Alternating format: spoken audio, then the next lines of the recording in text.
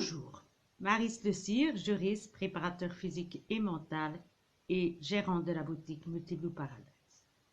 Aujourd'hui, nous allons parler du rouble.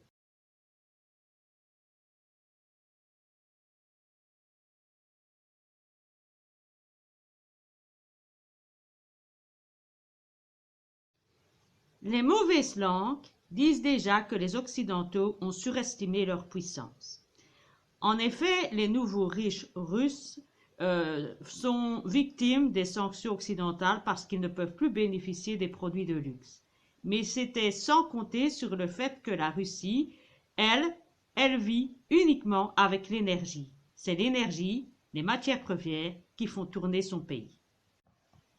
On peut constater que la Russie continue à vendre du pétrole et du gaz à ses pays amis et qu'elle continue également à vendre du pétrole à l'Europe et aux États-Unis en moindre mesure qu'avant, mais ça représente toujours 40% de nos importations. À savoir que les pays amis et fidèles, eux, bénéficient d'un prix rabais. Ce qui fait que les sanctions ont un relatif impact vis-à-vis de la Russie. Fait étonnant, me direz-vous, que nous continuions à vouloir acheter des matières premières à un pays que nous sommes en train de sanctionner. Preuve à l'appui, c'est que nous négocions avec la Russie pour pouvoir encore bénéficier à l'avenir de ces produits. Et c'est pour cette raison que la Russie a revu ses conditions contractuelles en imposant le rouble, le yuan ou la crypto-monnaie pour l'achat de ces contrats, ce qui a fait grincer des dents les pays inamicaux. Par conséquent, on peut considérer que la fin mars 2022 restera dans les annales comme un mois historique dans l'histoire de l'économie et des finances mondiales. Pourquoi, me direz-vous?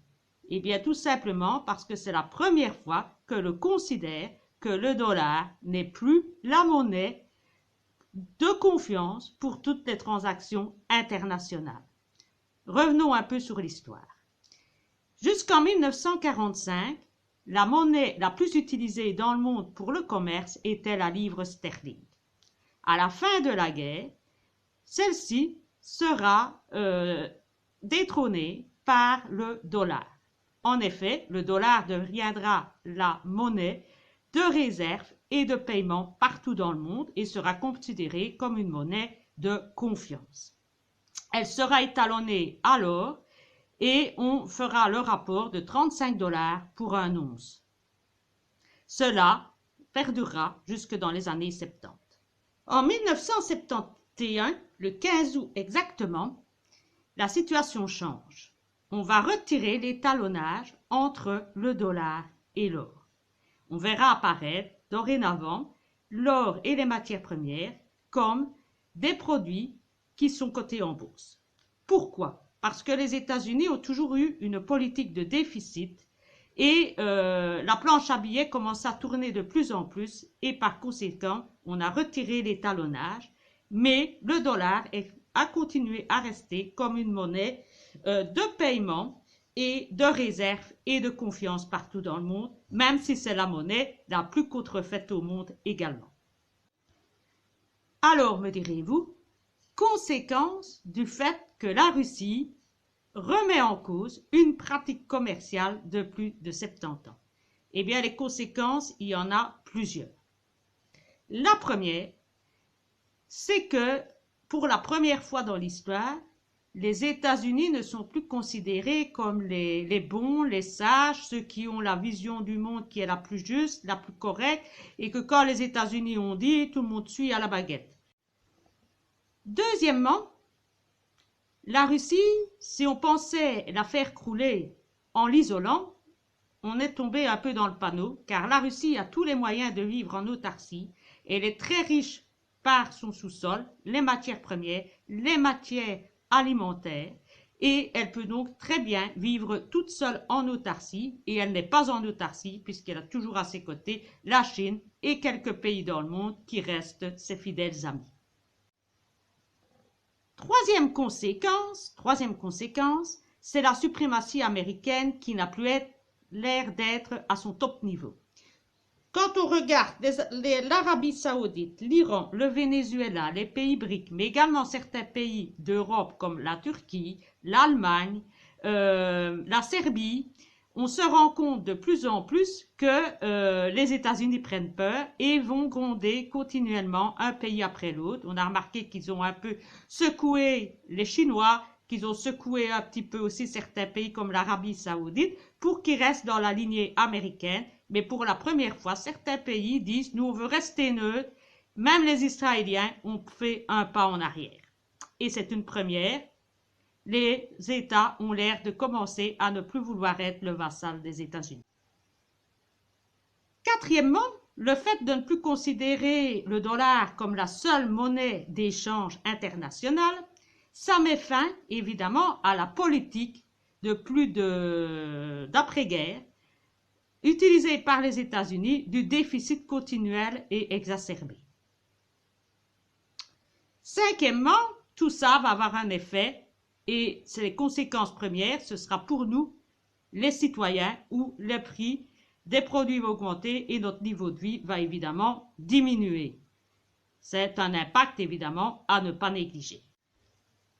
Sixièmement, il y a la question de l'or. La Russie et la Chine ont énormément de réserves d'or sur leur territoire, dans leur sous-sol, mais également en banque. Ce n'est plus le cas en Europe ni aux États-Unis où nous avons beaucoup vendu d'or. On se souviendra de l'affaire Sarkozy et de l'affaire Clinton. Et lorsque l'or avait été vendu sur le marché, la Chine et les États-Unis s'étaient empressés à les racheter. Et avec le cours de l'or, ils ont un fameux bas de laine. Et de quoi faire face à tout problème économique. On constatera aussi que les États-Unis voient l'Europe s'effriter et voir la disparition prochaine de l'Europe avec la dispersion des États qui ne sont plus sur le même pied. Par conséquent, nous voyons Biden apparaître à l'OTAN, venir siéger au G7 et prochainement aussi au Conseil de l'Europe. On se demande franchement, qu'est-ce qu'un Américain vient faire dans la politique européenne, si ce n'est essayer de recoller les morceaux et remettre tout le monde au diapason. 8. Enfin, il ne faut pas passer sous silence non plus ce point important, c'est l'apparition de la crypto-monnaie comme demandé par Poutine qui favorise le paiement de ces contrats par de la crypto-monnaie. À savoir que beaucoup d'entre nous ont déjà entendu parler de ça, mais on est peu commun à cette monnaie. Mais en Amérique du Sud, déjà, plusieurs pays sont déjà passés à la crypto-monnaie comme monnaie nationale. On citera le Venezuela et en Amérique centrale, on citera le Salvador, ce qui est une grosse avancée et ce qui veut aussi dire que ça porte à mal le dollar qui est encore une fois de plus déprécié, pas seulement par le yuan et le rouble, mais également par la crypto-monnaie. Je terminerai cette chronique en concluant de cette façon. Les Occidentaux ont essayé de faire crouler la Russie, on ne peut pas le nier, mais elle n'a pas bien joué en bon stratège ce que Poutine a su faire. Il sait qu'il va y perdre ses culottes aussi, mais il ne va pas tout perdre parce qu'il va donner la victoire aux ennemis des États-Unis, c'est-à-dire la Chine, en imposant dans ses contrats le paiement en rouble, en yuan ou en crypto-monnaie. Donc finalement, celui qui se pensait être le plus grand vainqueur est celui qui va y perdre ses culottes aussi, les États-Unis, qui seront finalement aussi un peu perdants, mais les plus grands perdants dans l'histoire, ça sera l'Europe, qui elle va complètement tomber à genoux, et qui est dépendante et qui va devoir faire un choix à un moment donné entre être dépendant de la Russie pour pouvoir bénéficier de l'énergie pour son peuple ou dépendre des États-Unis pour avoir une dépendance militaire et être protégé d'ennemis potentiels.